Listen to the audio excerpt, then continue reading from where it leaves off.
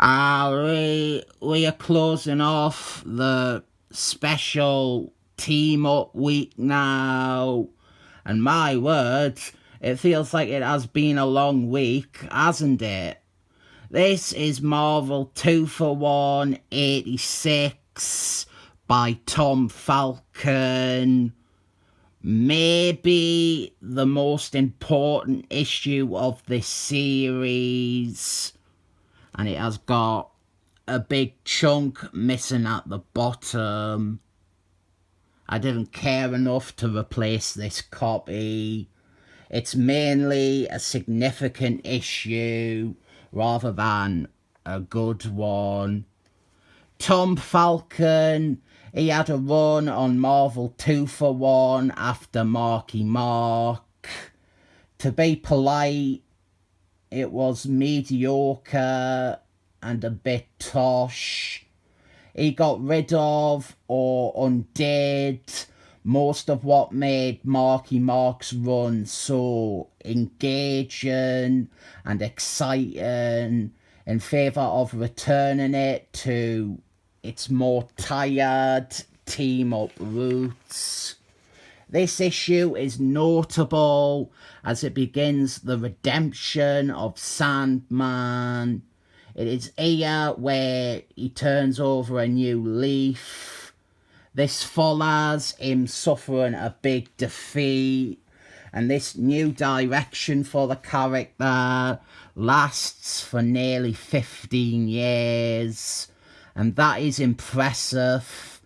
But part of me cynically wonders if its longevity has anything to do with the writer of this issue ascending to the role of editor-in-chief.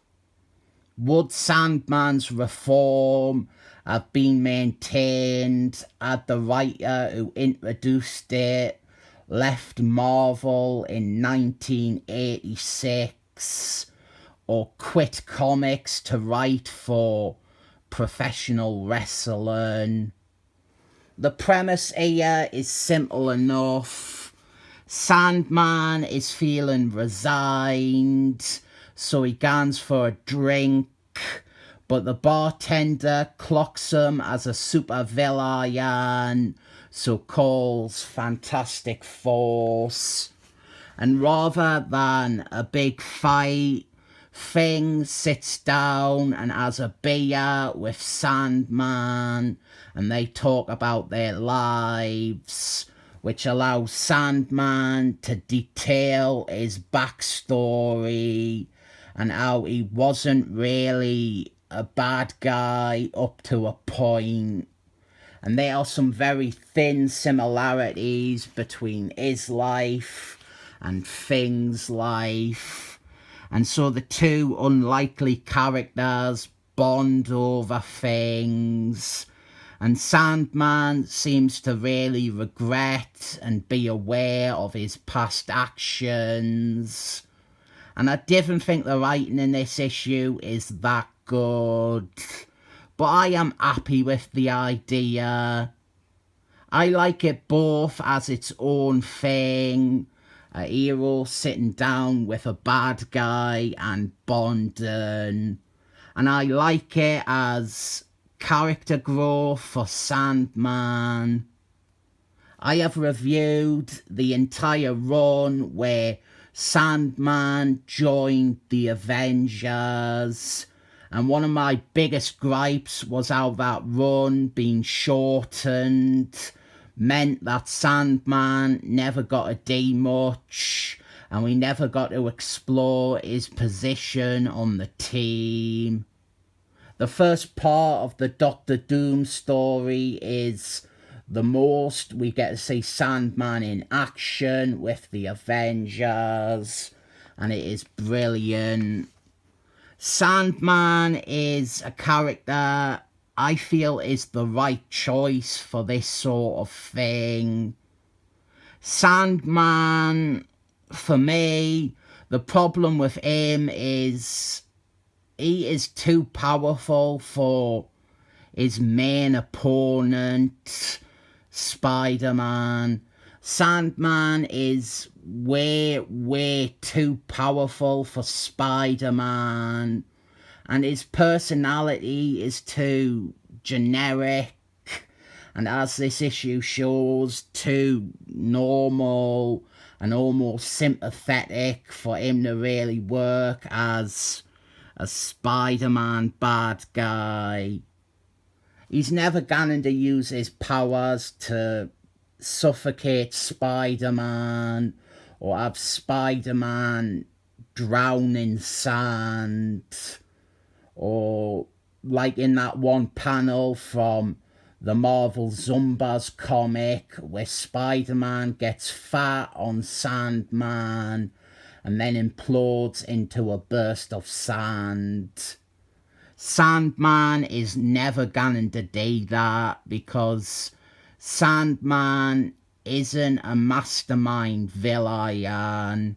He is a crook, he's a thief, he's a tough guy, but he's not diabolical or truly evil. That they also farmed Sandman out to Fantastic Force is more proof to my claim that he doesn't quite work as a Spider-Man enemy. And here the story is that Thing encourages Sandman to make a change in his life and stop being a villain because it hasn't worked out for him. And the sympathy that Thing gives Sandman and the subsequent support of friendship that he offers, it inspires Sandman to stick at swearing off a life of crime. We then have a backup story with the Impossible Man, and some persons really hate the Impossible Man, but I didn't mind him in moderation. And this here is following up on and undoing something from Marky Mark's run. It sends Impossible Man and his impossible family away from Earth and Fantastic Force, and I didn't think he or they show up for like years after this. I thought I would get into how terribly Sandman's growth was retconned in the 90s, but I think it's for the best that I didn't.